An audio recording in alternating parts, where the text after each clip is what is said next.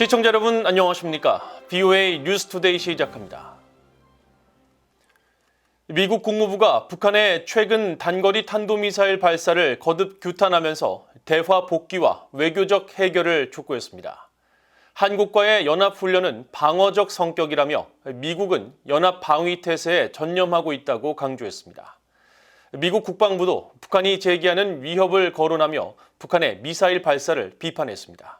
첫 소식 안소영 기자가 보도합니다. 미국 국무부는 10일 북한 매체가 지난 9일 발사한 단거리 탄도미사일 사진을 공개하고 적의 가상 목표를 겨냥했다고 발표한 데 대해 비판했습니다. 국무부 대변인은 이날 BOA의 논평 요청에 북한의 최근 단거리 탄도미사일 발사를 규탄한다며 이런 발사는 다수의 유엔 안보리 결의를 위반하는 것으로 북한의 이웃 국가와 국제사회에 위협을 가한다고 말했습니다. 그러면서 우리는 북한에 대한 외교적 접근에 전념하고 있으며 북한이 대화에 관여할 것을 촉구한다고 밝히고 한국과 일본에 대한 우리의 방위 공약은 여전히 철통 같다고 강조했습니다. 국무부 대변인은 또 북한의 이번 도발이 13일부터 실시되는 미한 자유의 방패 프리덤 실드 연합훈련에 어떤 영향을 미칠 것으로 보느냐는 질문에는 한국과의 훈련은 오랫동안 지속돼 온 방어적이고 일상적 훈련이라는 점을 분명히 했습니다. 이어 미국은 북한에 대해 어떠한 적대적 의도도 갖고 있지 않다며 미국은 미한 동맹에 따라 한국의 안보와 연합 방위 태세에 전념하고 있다고 말했습니다. 앞서 국무부는 전날 정례 브리핑에서도 미한 연합훈련은 방어적 성격이며 훈련은 북한의 잇단 도발 때문에 실시하는 것이라는 분명한 입장을 밝혔습니다. If they are under the mistaken impression that the defensive exercises that we're conducting with our partners, the ROK and Japan, are intended to pose a threat to the DPRK, they're mistaken. We are exercising only because the DPRK has engaged in provocations and has put us in a position to ensure that we're capable of making good on the ironclad defensive security commitments that we have to our treaty allies, the ROK and Japan. 미국 국방부도 북한이 단거리 탄도미사일 발사 사진을 공개하고 한국 등을 목표로 했음을 시사한 데 대해 북한이 제기하는 위협을 거론하며 비판했습니다. 마틴 메이너스 국방부 대변인은 이날 BOA의 서면 질의에 우리는 동맹국 및 파트너들과 이 문제를 긴밀히 협의하고 있다면서 이번 미사일 발사는 북한의 불법적인 대량 살상 무기와 탄도미사일 프로그램이 제기하는 불안정성을 잘 보여준다고 지적했습니다. 그러면서 한국과 일본에 대한 미국의 방위 공약은 여전히 철통 같다고 거듭 강조했습니다.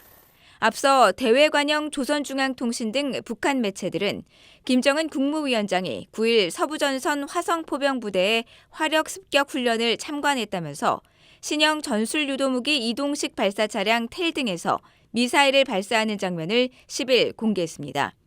그러면서 훈련 목적에 대해 적 작전 비행장의 주요 요소를 가상 설정한 서해상의 목표 수역에 위력적인 일제 사격을 가해 실전 대응 능력을 과시했다고 언급해 한국 등을 겨냥했음을 밝혔습니다.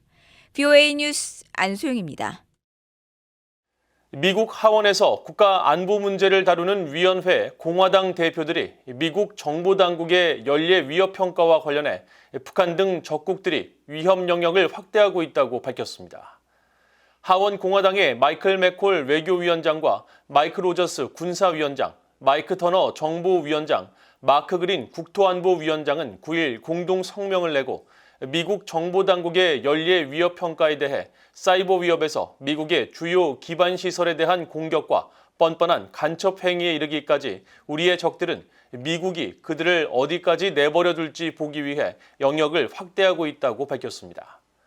그러면서 러시아의 우크라이나 침공과 알카이다, 극단주의 무장 세력 이슬람 국가와 중국의 군사력 증강, 그리고 미국 동맹국들을 겨냥한 북한의 미사일 시험들을 주요 위협으로 지적하고 하원의 위원회들은 이런 위협에 대처하고 국가 안보를 강화하기 위해 계속 협력할 것이라고 강조했습니다.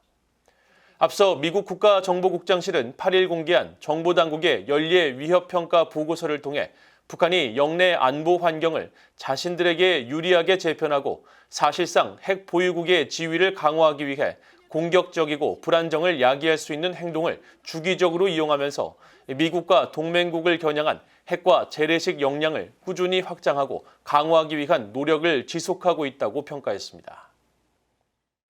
한국 정부가 일제 강제징용 피해자 배상에 대한 해법을 발표하고 일본이 호응한 데 대해 미국의 상원 의원들은 초당적으로 환영했습니다. 한국 윤석열 대통령이 정치적으로 용기 있는 결정을 했다며 한일 양국과 미한일 3국 협력을 진전시킬 것이라고 평가했습니다. 이조은 기자가 보도합니다. 미국 상원 외교위원장인 민주당의 밤 메넨데즈 의원은 한국 정부의 이번 발표를 크게 환영했습니다. 메넨데즈 의원은 지난 8일 성명을 통해 한국 정부의 발표는 피해자들을 위한 정의를 향해 긍정적인 조치일 뿐만 아니라 고통스러운 역사적 분쟁을 극복하고 일본과의 실질적인 협력을 진전시키기 위한 용기 있는 노력이라고 평가했습니다. 그러면서 기시다 후미오 일본 총리의 긍정적인 반응에 고무돼 있다며 우리의 파트너들이 지속되는 상처를 치유하고 생산적이며 협력적인 관계를 조성하기 위해 계속 협력할 것을 바랐습니다. 또 한국, 일본 두 나라와의 동맹과 삼국 관계에 대한 충실한 지지자로서 자신은 동북아 동맹국들과 협력해 더 안정적이며 평화롭고 번영하는 지역을 발전시키는 데 깊이 전념하고 있다고 강조했습니다. 상원 외교위원회 공화당 간사인 제임스 리스 의원도 환영 입장을 밝혔습니다.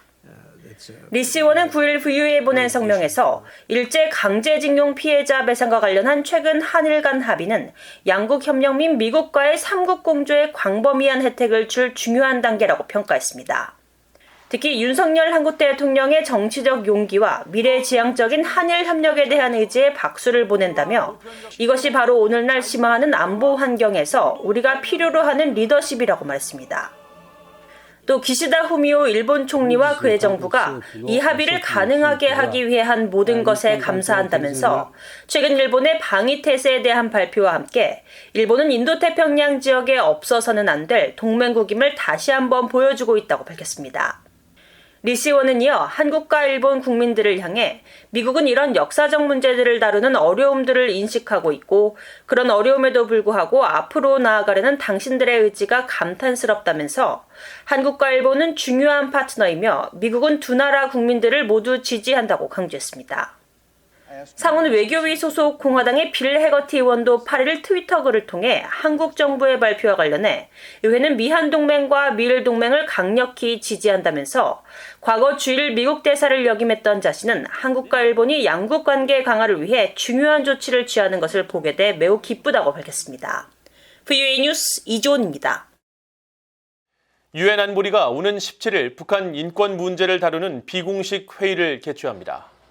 유엔 안보리 비상임이사국으로서 북한 규탄에 목소리를 높여온 알바니아 대표부는 10일 VOA에 미국과 공동 주최국으로 북한 인권 상황에 대해 비공식 회의, 즉 아리아 포뮬러 회의를 개최한다며 북한의 지속적인 인권 침해와 남용이 불법 대량 살상 무기와 탄도미사일 프로그램에 의해 제기되는 평화와 안보 위협이 둘로 나뉘지 않는다는 것을 강조할 것이라고 설명했습니다.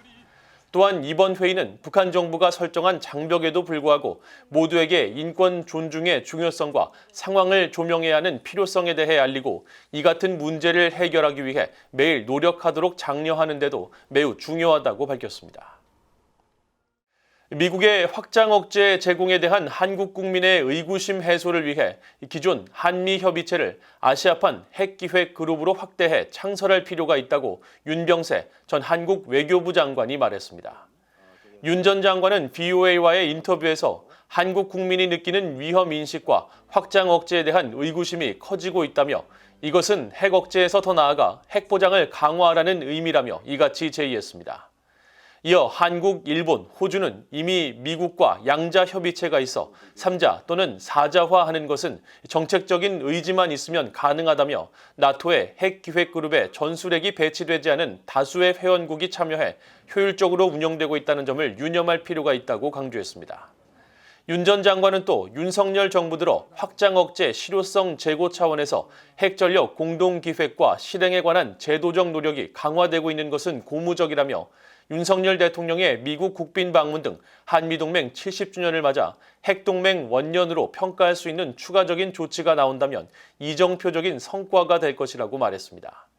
또 인권은 평화와 안보의 하부 개념이 아니라 같이 가야 한다면서 미국과 한국이 이달 말 2차 민주주의 정상회의 공동 주최국으로서 북한 인권 문제를 적극적으로 제기할 필요가 있다고 강조했습니다. 국제원자력기구 IAEA가 북한의 풍계리 핵실험장 주변 방사능 오염 우려와 관련해 핵 안전에 대한 지원을 제공할 준비가 돼 있다고 밝혔습니다. IAEA의 프레드릭 달 대변인은 최근 북한의 풍계리 핵실험장 주변의 방사능 오염 가능성을 제기한 한국 민간단체 보고서와 관련한 VOA의 서면 질의에 대해 보고서 내용을 잘 알고 있다며 이같이 답했습니다. 달 대변인은 그러면서 우리는 조사 결과를 확인할 수 없고 그런 방사능 오염에 대한 직접적인 정보가 없지만 라파엘 그로시 사무총장은 북한의 핵실험이 유엔 안보리 결의에 의해 위배되는 것이며 심각한 우려의 원인이 될 것이라는 점을 거듭 밝혔다고 지적했습니다. 이어 핵안전은 국가적 책임이지만 IAEA 회원국들은 안전 표준을 개발하기 위해 협력하고 있으며 많은 회원국이 핵안전과 관련해 IAEA에 상호 검토를 요청한다면서 그러나 북한은 IAEA 회원국이 아니라며 IAEA 사무총장은 북한 내 핵안전에 대해 전반적인 우려를 표명해왔다고 설명했습니다. 이상으로 VOA 뉴스투데이를 모두 마칩니다. 시청해주신 여러분 고맙습니다.